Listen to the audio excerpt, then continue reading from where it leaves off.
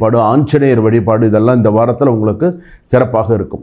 பெண்கள் சிறு சிறு வியாபாரம் பண்ணுறீங்க, பெண்கள் பார்த்திங்கன்னா இந்த கூட்டு சேர்ந்து இந்த பணம் கொடுக்கறது அப்படின்லாம் சொல்கிறாங்க இல்லையா, அந்த கூட்டுறவு பணம் இதெல்லாம் சொல்கிறாங்க இல்லையா, லோன் வாங்கி கொடுக்கறது, இந்த மாதிரி விஷயத்தில் பெண்கள் எச்சரிக்கையாக பணம் கொடுங்க, பணம் வாங்குங்க.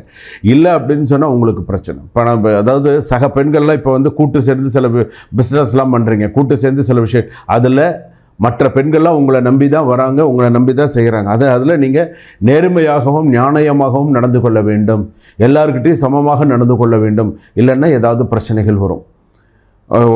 ரெண்டு பேர் சேர்ந்தாலே எப்படி இருக்குன்றது தெரியும், அப்போ மொத்தமாக சேர்ந்தால் எப்படி இருக்குன்னு உங்களுக்கு தெரியும், நான் சொல்ல வேண்டியது இல்லை.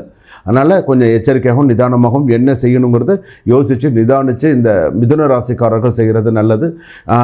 வேலை விஷயங்கள், தொழில் விஷயங்கள்லாம் கொஞ்சம் சிறப்பான முறையில் போகும்.